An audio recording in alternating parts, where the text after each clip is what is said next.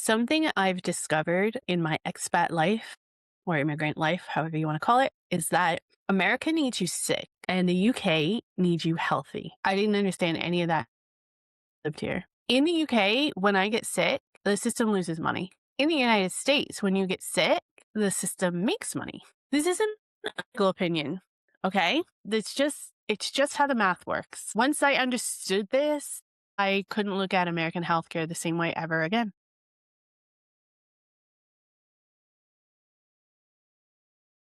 The first time that I walked into a GP surgery here in the UK, I walked out without paying a single penny. No copay, no form. No one asked me about my insurance. No one asked me any financial questions at all. And I never felt relieved. I felt more confused, like I was waiting for the other shoe to drop. I kept thinking, and I have said this too, that for about 6 months after I left, that I was expecting a bill. I was really expecting every time that I got my mail that something was going to come to me, a bill was going to come to me, that I owed some money, but it never did. I just remember all that time thinking, I'm running a financial calculation every single time I've ever even considered seeing a doctor when I lived in the United States. Obviously, I'm not the only one. I think everybody that lives there thinks about that. It's because you just don't know you don't realize you're doing it because you'd never been anywhere where you had to turn that off and it was just taken care of. See, that's the reality of healthcare in the United States. You would constantly have to ask yourself these questions. Do I need to go in? Can this wait? What's my deductible? Is the doctor network? Or is my insurance up to date? All that stuff. And I even remember when I was having my child, I was literally in labor. I had to go to my OBGYN first for them to confirm I'm in labor, as if that's something that you can fake or something. And then I was in the car on my way to the hospital to have the child. And I literally was on the phone with my insurance company, letting them know that I was going to the doctor to have my child, that I was going to the hospital to have my child, for them to tell me how long I was eligible to stay for, without complications, with complications, any other forms I might need to fill out, and any other prepayments I might need to arrange. As I'm having labor pains in the car driving to the hospital. That's American healthcare. That's what it's like living in the United States. And you don't question it because you're just kind of used to it. You just expect it. You stop hearing all those questions in the back of your head. You stop running the calculator after a while. It just becomes background noise. And you never experience it as a burden. You just think it's normal because everyone else around you is dealing with the same thing and you don't have anything else to compare it to, not tangibly. You hear that it's different in other places and stuff, but you don't have any actual tangible firsthand experience. So you just accept it.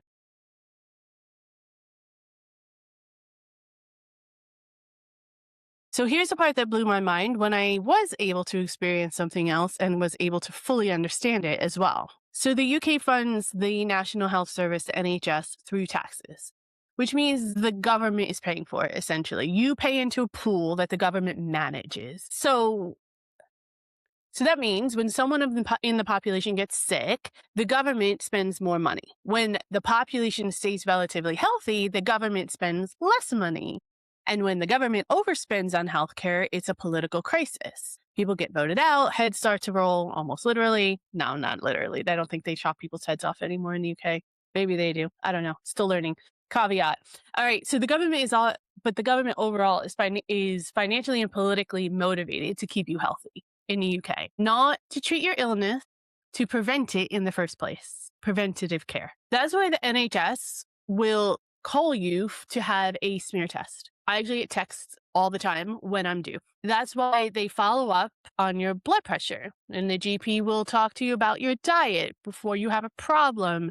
Catching something early here in the UK or stopping it before it starts costs the system a dramatically less amount of money than treating it after the fact. Prevention here isn't just the thing to do in the UK, it's the economically rational thing to do.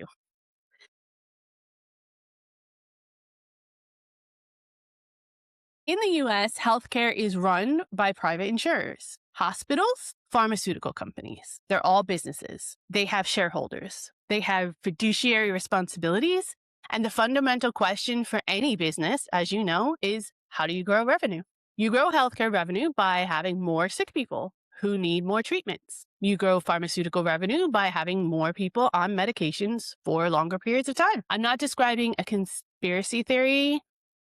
I'm describing the healthcare capitalist society in the United States and how it's applied to human beings. Look, I want to be really clear about something because I've seen this point get twisted in many other videos and conversations. I'm not saying American doctors are bad. American nurses, surgeons, researchers, they're all necessary. A lot of them are at the top of their game. They're extremely intelligent and smart, and they work very, very hard. I'm saying that the system they're working inside of is designed around an incentive structure that does require your health to fail in order for them to make money. It's the system, not the people working inside it. These are two completely different things, and I never want to conflate the two. But it does show in the most mundane ways, in everyday ways when you think about it. When I was in the States, I didn't go to the doctor unless there was something visibly wrong that I knew there was no way I could live with or treat myself. Not because I was careless, not because I didn't want to get treatment, but because every visit has so many financial questions and consequences attached to it that I would never fully predict until after the fact. So I would wait and I would hope and I would minimize and do the mental math in order to talk myself out of going to the doctor or the hospital. That's the system working as designed for the system, not for me.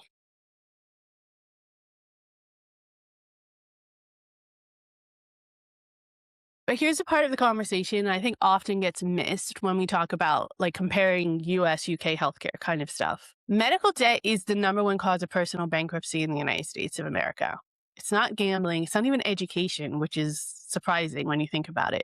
It's not reckless spending. It's medical events. Things that happen to you, a heart attack, a cancer diagnosis, a car accident you didn't even cause, things that are well beyond your control. And everyone who lives in the US lives with this background awareness of that fact. Even if they never say it out loud, it often shapes the decisions that they make in ways that are impossible to quantify.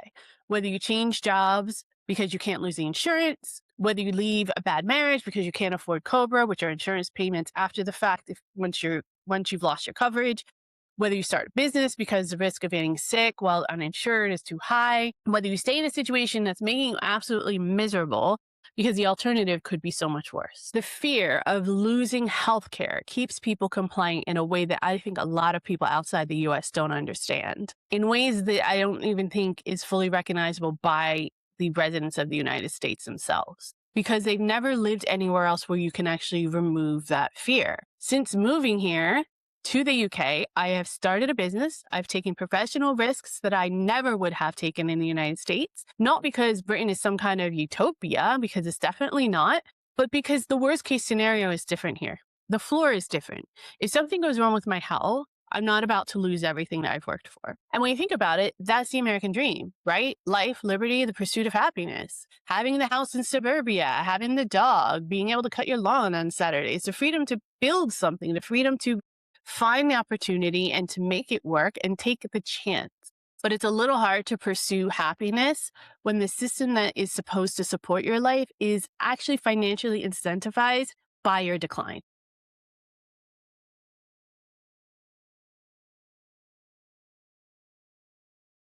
Look, overall, you don't know what you don't know. And I'm never, ever going to hold it against anybody that doesn't know or genuinely understand what their system is inside or outside of their own, bubbles. I didn't know what it was like to make a medical decision without having that financial calculation underneath it until I actually lived somewhere where I didn't have to. And I'll say this very carefully because I do mean it very carefully. I don't think people inside the US healthcare system are villains. I think they're operating inside a machine that was built with a specific logic, and that logic doesn't have your health in mind. You're allowed to know that. You're allowed to acknowledge that, and you're allowed to be really angry about that. And you're also allowed to ask what it would look like if that system were changed. I'm really curious if anyone has ever lived in the United States and you've put off seeing the doctor because of costs, or if made a major life decision because you had to keep your health insurance And if you're in the UK or outside of the United States, what do you think about that? Could you imagine living under that kind of dark cloud and in that kind of scenario? Because I know there's lots of talks about reforming the NHS here. There are some people that are talking about here in the UK as well, getting rid of, socialized medicine and going completely private as well. Curious what y'all think. Let me know in the comments below. I'll see you guys next time.